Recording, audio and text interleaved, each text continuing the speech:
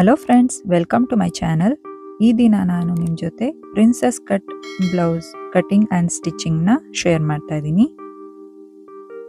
ಮೊದಲಿಗೆ ಇಲ್ಲಿ ನಾನು ಲೈನಿಂಗ್ ಫ್ಯಾಬ್ರಿಕ್ನ ಸ್ಟ್ರೈಟಾಗಿ ಕಟ್ ಮಾಡ್ಕೊತಾ ಇದ್ದೀನಿ.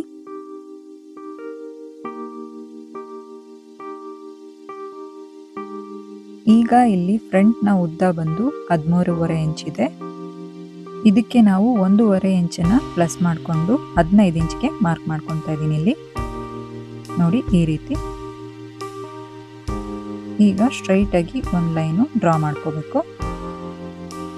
ಮತ್ತೆ ಶೋಲ್ಡರ್ ಇಲ್ಲಿ 6 ಇಂಚ್ ಇದೆ. ಈಗ ಆರ್ಮ್ ಹೋಲ್ ಡೌನ್ ಬಂದು 5.25. ಇಲ್ಲಿ ಈ ರೀತಿಯಾಗಿ ಒಂದು ಸ್ಟ್ರೈಟ್ ಆಗಿ ಲೈನ್ ಡ್ರಾ ಮಾಡ್ಕೋಬೇಕು.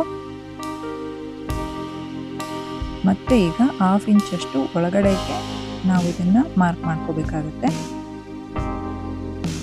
ಇಲ್ಲಿ 1 ಇಂಚ್ ಅಷ್ಟು ಮಾರ್ಕ್ ಮಾಡ್ಕೋಬೇಕು. ಈಗ ಇಲ್ಲಿ ಚೆಸ್ಟ್ನ ರೌಂಡ್ಗೆ 8 ಇಂಚಿಗೆ ಮಾರ್ಕ್ ಮಾಡ್ತಾ ಇದ್ದೀನಿ. ಮತ್ತೆ 2 ಇಂಚ್ ಮಾರ್ಜಿನ್ಗೆ ಮತ್ತೆ 1 ಇಂಚು ಎಕ್ಸ್ಟ್ರಾ ತಗೋಬೇಕು ಪ್ರಿನ್ಸೆಸ್ ಕಟ್ ಜಾಯಿಂಟ್ಗೋಸ್ಕರ. ಈಗ ಇಲ್ಲಿ ಅಪೆಕ್ಸ್ ಡೌನ್ ಬಂದು 9.5 ಇಂಚ್ ಇದೆ. ಅದಕ್ಕೆ ಅರ್ಧ ಇಂಚ್ ಪ್ಲಸ್ ಮಾಡಿದ್ರೆ 10 ಇಂಚ್ ಆಗುತ್ತೆ. ಈಗ 10 ಇಂಚಿಗೆ ಮಾರ್ಕ್ ಮಾಡ್ತಾ ಇದ್ದೀನಿ.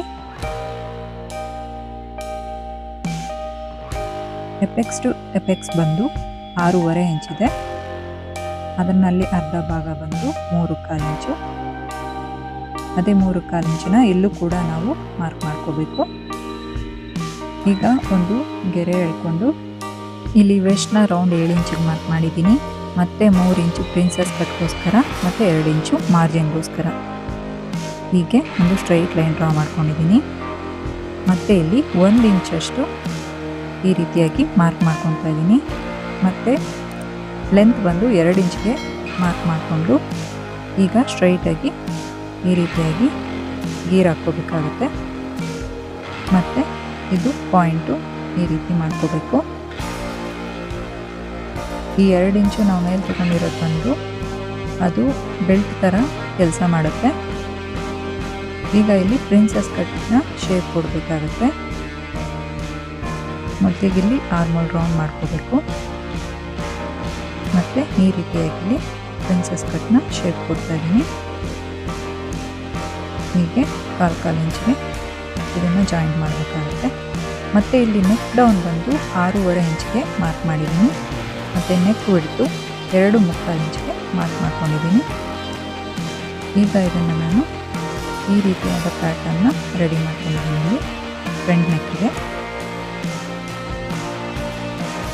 ಮತ್ತು ಇಲ್ಲಿ 1/2 ಇಂಚಿಗೆ ಈ ರೀತಿಯಾಗಿ ಕ್ರಾಸಾಗಿ ಮಾರ್ಕ್ ಮಾಡ್ಕೋಬೇಕು. ಮತ್ತು ಈ ಕಡೆ ಕೂಡ 1/2 ಇಂಚಿಗೆ ಈ ರೀತಿ ಮಾರ್ಕ್ ಮಾಡಿಕೊಂಡು ಇದನ್ನು ಸೇರಿಸ್ಕೊಂಡು ಈ ರೀತಿಯಾಗಿ ಡ್ರಾ ಮಾಡ್ಕೊತಾ ಇದ್ದೀನಿ ಒಂದು ಲೈನು. ಈಗ ನಾವು ಡ್ರಾ ಮಾಡಿರೋ ಪ್ರಕಾರನೇ ಇದನ್ನು ಕಟ್ ಮಾಡ್ಕೋಬೇಕು. ನೋಡಿ ಈ ರೀತಿ.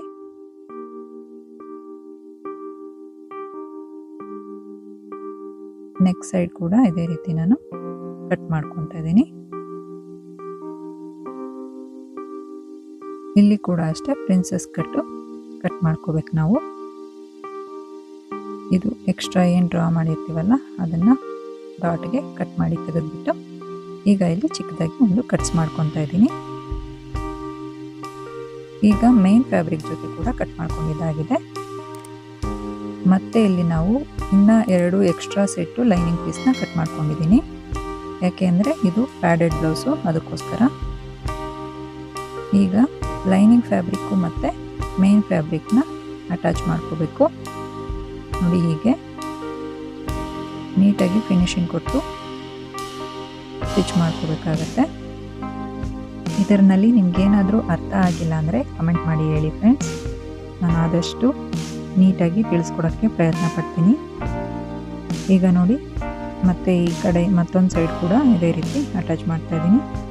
ಇಲ್ಲಿ ಕಮ್ಮಿ ಇರೋ ಪೀಸ್ನ ಆಮೇಲಿಂದ ನಾನು ಅಟ್ಯಾಚ್ ಮಾಡ್ಕೊತೀನಿ. ಇಲ್ಲಿ ಈಗ ಇದನ್ನು ಕಟ್ ಮಾಡಿ ತೆಗಿಬೇಕು. ನೋಡಿ ಎಕ್ಸ್ಟ್ರಾ ಇರೋ ಪೀಸ್ನೆಲ್ಲ ಕಟ್ ಮಾಡ್ತಾ ಇದ್ದೀನಿ ಈ ರೀತಿ ನೀಟಾಗಿ ಕಟ್ ಮಾಡ್ಕೋಬೇಕು. ಈಗ ಇದೇ ರೀತಿ ನಾನು 2 ಪಾರ್ಟ್ ಕೂಡ ಕಟ್ ಮಾಡಿ ಇಟ್ಕೊಂಡಿದ್ದೀನಿ.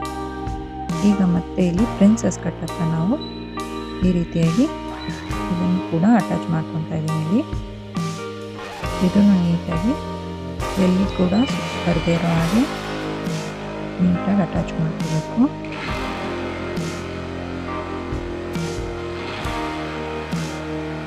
ಎಕ್ಸ್ಟ್ರಾ ಇರೋ ಪಾರ್ಟ್ನೆಲ್ಲ ಕಟ್ ಮಾಡಿ ತೆಗಿಬೇಕು.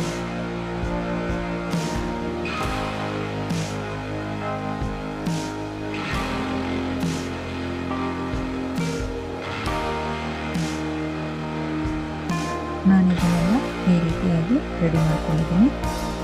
ಹೀಗೆ ಆಪೋಸಿಟ್ ಮಾಡ್ತಾ ಇದ್ದೀನಿ. ಹೀಗೆ ಮತ್ತೆ ನಾವಿಲ್ಲಿ ಪ್ರಿನ್ಸಸ್ ಕಟ್ನ ಯಾವಾಗಲೂ ಕೂಡ ಕೆಳಗಿಂದಾನೇ ಈ ರೀತಿಯಾಗಿ ಅಟ್ಯಾಚ್ ಮಾಡ್ಕೋಬೇಕು. ನೋಡಿ ಹೀಗೆ ಅರ್ಧ ಇಂಚಷ್ಟು ಮಾರ್ಜಿನ್ ಬಿಟ್ಟು ನೀಟಾಗಿ ಸ್ಟಿಚ್ ಮಾಡ್ಕೋಬೇಕು. ಈ ರೀತಿಯಾಗಿ ತಯಾರಾಗುತ್ತೆ. ನಾನು 2 ಕಡೆ ಕೂಡ ಇದೇ ರೀತಿ ಮಾಡ್ತಾ ಇದ್ದೀನಿ.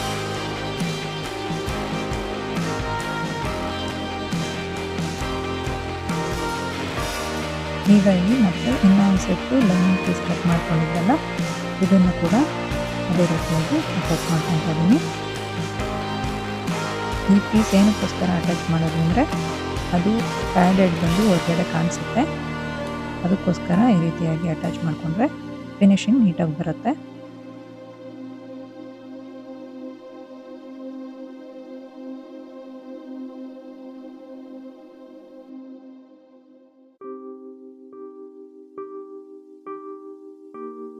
ಈಗ ಇಲ್ಲಿ 34 ಸೈಜ್ನ ಪ್ಯಾಡೆಡ್ ತೊಗೊಂಡಿದ್ದೀನಿ. ಇದನ್ನು ಈ ರೀತಿಯಾಗಿ ಫೋಲ್ಡ್ ಮಾಡಿಕೊಂಡು ಮೊದಲು ಪ್ಲಸ್ ಮಾರ್ಕ್ ಬರೋ ಹಾಗೆ ಮಾರ್ಕ್ ಮಾಡ್ಕೋಬೇಕು. ಮತ್ತು ನಾವು ಕಟ್ಸ್ ಮಾಡ್ಕೊಂಡಿರ್ತೀವಲ್ಲ ಅಲ್ಲಿ ಕೂಡ ಈ ರೀತಿಯಾಗಿ ಮಾರ್ಕ್ ಮಾಡಿಕೊಂಡು ಇದನ್ನು ಅಟ್ಯಾಚ್ ಮಾಡ್ಕೋಬೇಕು. ರಿವರ್ಸಿಂದ ಅಟ್ಯಾಚ್ ಮಾಡ್ಕೋಬೇಕಾಗತ್ತೆ.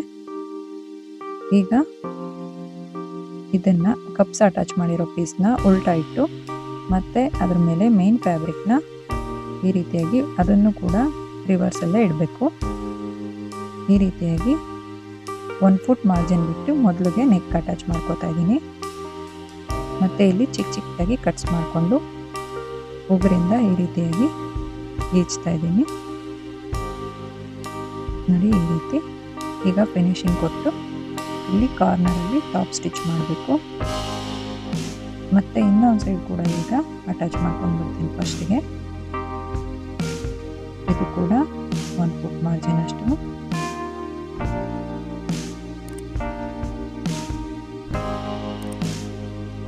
ಪಾಯಿಂಟ್ ಬರೋ ಜಾಗದಲ್ಲಿ ನೀಟಾಗಿ ಕಟ್ ಮಾಡ್ಕೋಬೇಕು, ಇಲ್ಲದಿದ್ರೆ ಅದು ಟರ್ನ್ ಆಗೋದಿಲ್ಲ. ಮತ್ತೆ ಇಲ್ಲಿ ಟಾಪ್ ಸ್ಟಿಚ್ ಮಾಡ್ಕೊತಾ ಇದ್ದೀನಿ. ನೋಡಿ ಹೀಗೆ ನೀಟಾಗಿ ಫಿನಿಶಿಂಗ್ ಕೊಟ್ಟು ಸ್ಟಿಚ್ ಮಾಡ್ಕೋಬೇಕು. ಲೈನಿಂಗ್ ಫ್ಯಾಬ್ರಿಕ್ಕು ಹೊರಗಡೆ ಕಾಣಿಸ್ಬಾರ್ದು, ಆ ರೀತಿಯಾಗಿ ಫಿನಿಶಿಂಗ್ ಕೊಡಬೇಕಾಗತ್ತೆ. ಮತ್ತು ಈಗ ಇಲ್ಲಿ ಈ ಮೇನ್ ಫ್ಯಾಬ್ರಿಕ್ಕು ಮತ್ತು ಲೈನಿಂಗ್ ಫ್ಯಾಬ್ರಿಕ್ನ ಅಟ್ಯಾಚ್ ಮಾಡ್ಕೋಬೇಕು. ಇದಕ್ಕೆ ಸ್ವಲ್ಪ ಲಾಂಗ್ ಸ್ಟಿಚ್ ಇಟ್ಕೊಂಡು ಅಟ್ಯಾಚ್ ಮಾಡ್ಕೋಬೇಕು. ಕಟ್ಟು ಸೇರಬೇಕು. ಈಗ ಪ್ರಿನ್ಸಸ್ ಕಟ್ಟು ನಾವು ಸ್ಟಿಚ್ ಮಾಡಿದ್ದೀವಲ್ಲ ಅದು ಕರೆಕ್ಟಾಗಿ ಅದಕ್ಕೆ ಜಾಯಿಂಟ್ ಆಗಿ ಇರೋ ಹಾಗೆ ಹಿಂದೆ ಮುಂದೆ ಹೋಗದಿರೋದು ನೀಟಾಗಿ ಸ್ಟಿಚ್ ಮಾಡ್ಕೋಬೇಕಾಗುತ್ತೆ. ನೋಡಿ ಈ ರೀತಿ ಕಾಣಿಸ್ತಿದೆ.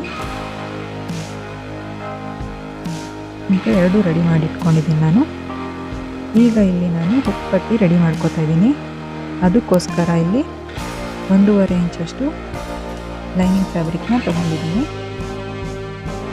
ಅದಕ್ಕೆ ಮೊದಲಿಗೆ ಈ ರೀತಿ ಸ್ಟಿಚ್ ಮಾಡಿಕೊಂಡು ಹೀಗೆ ಅಟ್ಯಾಚ್ ಮಾಡ್ಕೊತಾ ಇದ್ದೀನಿ ಹುಕ್ ಪಟ್ಟಿನ. ಮತ್ತು ಒಂದು ಟಾಪ್ ಸ್ಟಿಚ್ ಮಾಡಬೇಕು. ಅದು ಈ ರೀತಿ ನೀಟಾಗಿ ಫೋಲ್ಡ್ ಮಾಡಿ ಬ್ಯಾಕ್ ಸೈಡ್ಗೆ ಮಾಡಬೇಕು. ಎಕ್ಸ್ಟ್ರಾ ಇಂಚಸ್ನ ಕಟ್ ಮಾಡ್ಕೋಬೇಕಾಗುತ್ತೆ. ಇಲ್ಲಿ ಮತ್ತೆ ನಾನು ಪಟ್ಟಿ ಅಟ್ಯಾಚ್ ಮಾಡ್ತಿದ್ದೀನಿ. ಇದು ಕೂಡ 1/2 ಇಂಚಷ್ಟು ಮಾರ್ಜಿನ್ ಬಿಟ್ಟು ಹೀಗೆ ಅಟ್ಯಾಚ್ ಮಾಡ್ಕೋಬೇಕು.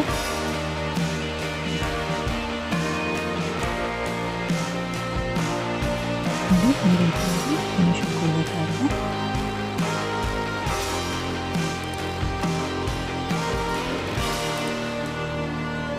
ಈಗ ಮತ್ತೆ ಒಂದು ಸೈಡು ಐ ಪಟ್ಟಿ ನಾವು ರೆಡಿ ಮಾಡ್ಕೋಬೇಕು. ಐ ಪಟ್ಟಿಗೋಸ್ಕರ ಇಲ್ಲಿ 3 ಇಂಚಷ್ಟು ಬಟ್ಟೆ ತೊಗೊಂಡಿದ್ದೀನಿ ನಾನು. ಇದನ್ನು ಮತ್ತೆ 1 ಫುಟ್ ಮಾರ್ಜಿನ್ ಬಿಟ್ಟು ಈ ರೀತಿಯಾಗಿ ಸ್ಟಿಚ್ ಮಾಡಿಕೊಂಡು ಇದನ್ನು ಟ್ರಿಬಲ್ ಫೋಲ್ಡ್ ಮಾಡಬೇಕಾಗುತ್ತೆ.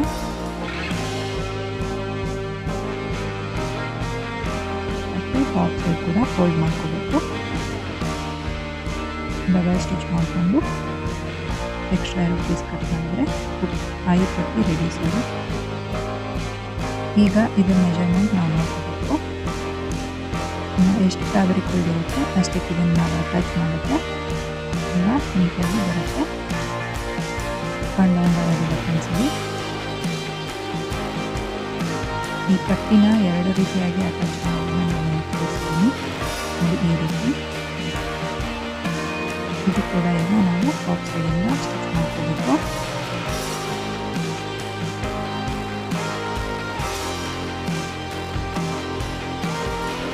ಈಗ ಈ ರೀತಿಯಾಗಿ ತಯಾರಾಗಿದೆ. ಇಂದಿನ ಈ princess cut blouse with padded ಹೇಗನ್ನಿಸ್ತು ಅಂತ ಕಮೆಂಟ್ ಮಾಡಿ ಹೇಳಿ. ವಿಡಿಯೋ ಲೈಕ್ ಶೇರ್ ಮಾಡಿ ಹಾಗೆ ಹೈಪ್ ಮಾಡಿ. ಚಾನಲ್ನ ಸಬ್ಸ್ಕ್ರೈಬ್ ಮಾಡೋದು ಮರಿಬೇಡಿ. ಧನ್ಯವಾದ.